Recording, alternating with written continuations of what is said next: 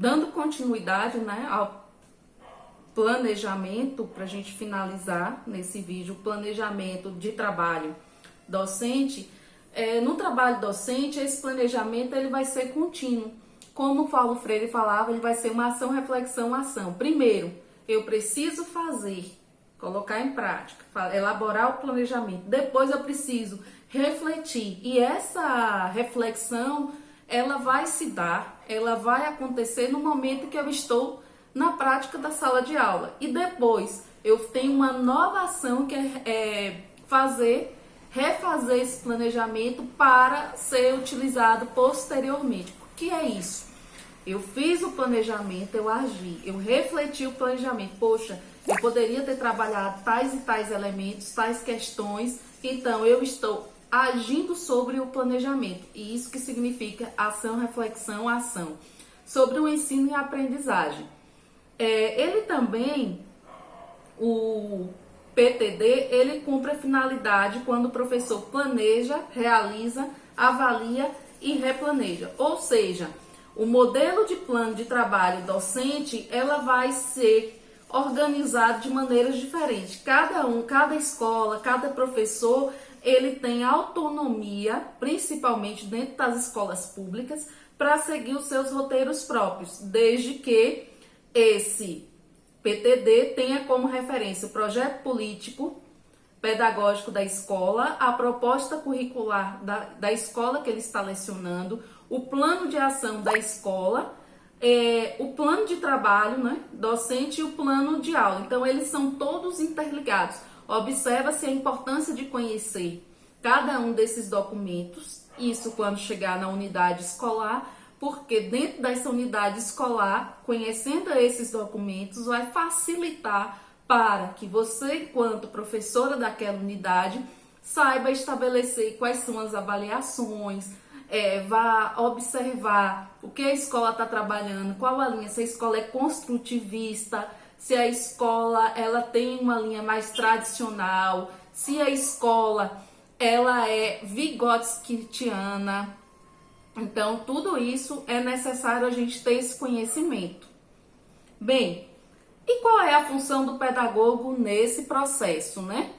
O pedagogo, seja ele como profissional, professor ou coordenador, ele vai mediar, acompanhar, avaliar a construção de todas essas dimensões na escola.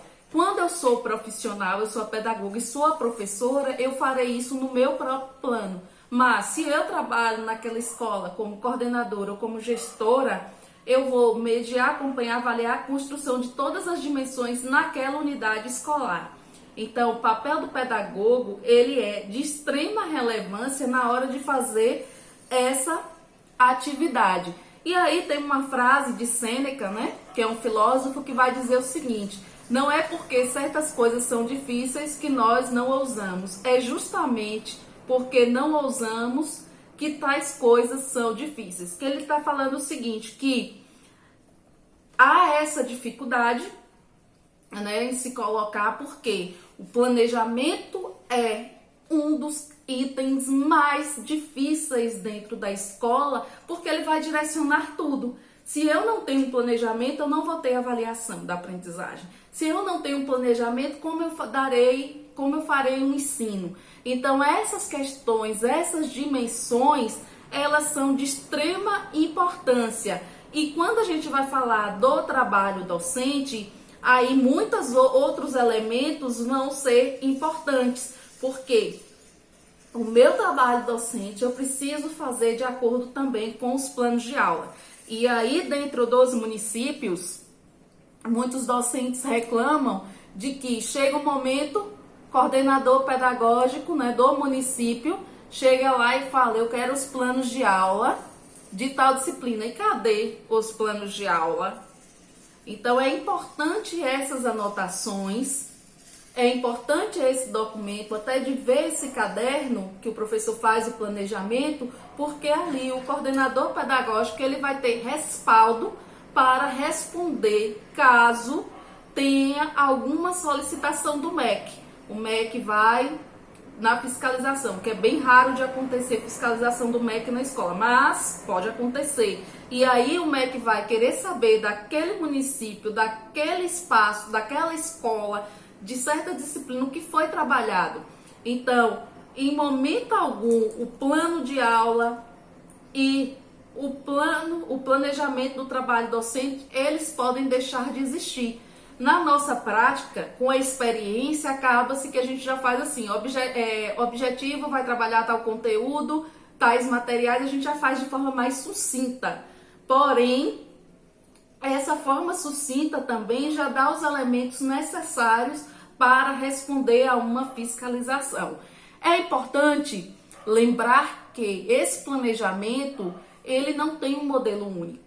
O modelo ele vai ser estabelecido na própria unidade escolar, mas todo planejamento ou plano de aula, eles vão ter critérios que são objetivo, no caso do plano de aula, a disciplina, objetivo, tempo, duração. Lembra que eu enviei para vocês na nossa primeira aula, metodologia do ensino da história? Então, aquele plano é uma base, porém, na escola que vocês chegarem para trabalhar pode ser diferente.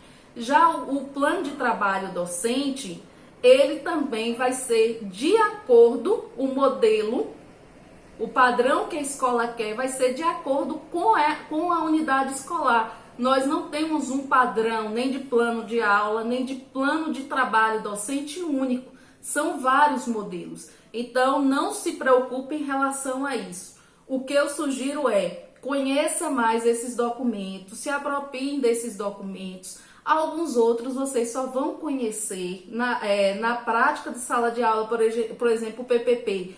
Vocês aprendem aqui a função que serve, como deve ser organizado o PPP, quais são os elementos que eles trazem.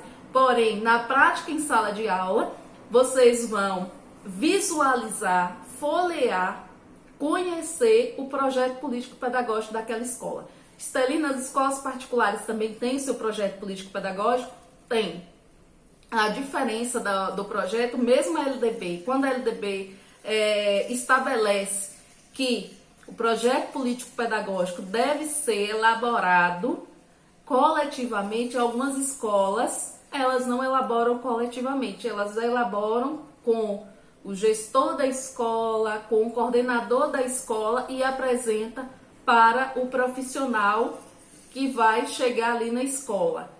Então, tem um pouquinho dessa diferença, porque nas escolas públicas, o coletivo é envolver todo mundo. Nas escolas particulares, infelizmente, isso não é uma política das escolas particulares, porque cada uma define de acordo com a convicção do que planejou aquela escola. Porém, escola pública e escola privada, todas elas devem atender à política educacional vigente no país. Os documentos são para as escolas, independentes delas serem públicas ou privadas. Espero que tenham entendido essa primeira parte. Amanhã eu vou enviar para vocês os vídeos, de avaliação da aprendizagem. E aí nós vamos conhecer um pouquinho de alguns autores, como Libânio, Jussara Hoffmann, que vai tratar sobre a avaliação da aprendizagem como um elemento fundante para o ensino. Abraços e até a próxima!